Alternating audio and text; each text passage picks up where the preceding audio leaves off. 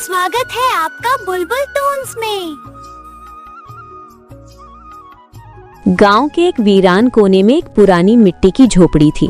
उसी झोपड़ी में दो बहनें रहती थीं, राधा और सीता। कुछ साल पहले एक खतरनाक तूफान ने उनके माँ बाप हरिनाथ और सावित्री देवी को उनसे छीन लिया था। उस दिन के बाद दोनों बहनों की दुनिया हमेशा के लिए बदल गई। अपनों की भीड़ में रहते हुए भी वे बिल्कुल अकेली हो गई थी। राधा बड़ी बहन थी, समझदार और मजबूत। वो अपने दुख को दिल में छुपाए रखती और हमेशा सीता के सामने खुद को मजबूत दिखाती। सीता छोटी थी, नरम दिल, मासूम और आज भी माँ की बातों पर पूरा यकीन रखने वाली। एक दिन सीता मंदिर से लौट रही थी। उसके हाथ में पूजा की थाली थी और चेहरे पर हल्की सी मुस्कान। राधा ने कहा, सीता, इतनी देर क्यों हो गई? सूरज सिर पर चढ़ाया है। तुम दूसरों की मदद में अपना घर भूल जाती हो। सीता मुस्कुराकर बोली, दीदी, कमला काकी की बकरी झाड़ियों में फंस गई थी। माँ कहती थी, जो दूसरों के काम आए वही असली इंसान होता है। ये सुनते ही राधा की आंखें नम हो गई। वो सख्त लहजे में बोली, माँ अब नहीं रही सीता, और इस दुनिया में कोई किसी का नहीं होता। सीता चुप हो गई। वो झोपड़ी के कोने में रखे लकड़ी के पुराने संदूक के पास गई, जहाँ माँ की यादें आज भी सांस लेती थीं। उसने माँ की पुरानी साड़ी निकाली और बोली, दीदी, जब माँ ये साड़ी पहनती थी तो कहती थी, तुम दोनों एक दूसरे का सहारा बनना। ये सुनते ही राधा खुद को रोक न सकी। उसके आंसू बह निकले।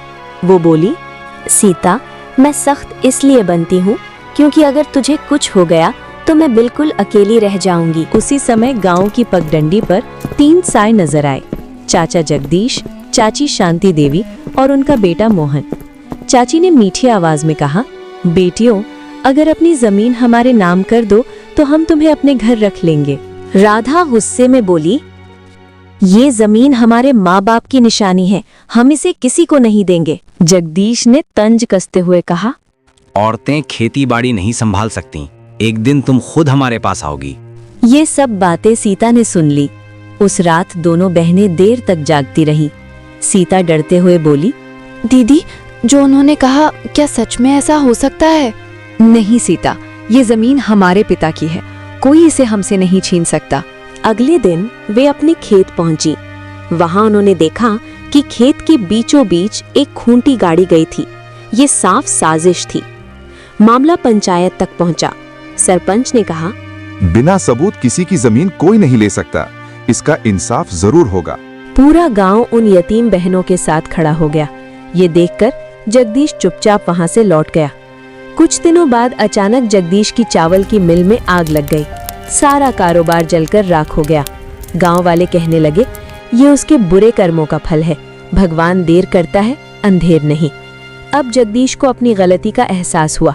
वो पत्नी और बेटे के साथ बहनों के पास आया और हाथ जोड़कर बोला, बेटियों, हमसे बहुत बड़ा गुनाह हो गया, हो सके तो हमें माफ कर दो। राधा का दिल अभी भी सख्त था, लेकिन सीता ने धीरे से कहा, दीदी, माँ कहती थी माफ करना सबसे बड़ी ताकत है, इसलिए चाचा को माफ कर दो। राधा ने आंखें बंद की। माँ की आवाज उसके दिल में गूंज उठी। वो बोली, हम तुम्हें माफ करते हैं, मगर अब इस जमीन पर लालच की नजर मत डालना। जगदीश की आंखों से आंसू बह निकले। उस दिन लालच हार गया और इंसानियत जीत गई। माँ बाप के बिना राधा और सीता अकेली जरूर थी, लेकिन कभी कमजोर नहीं।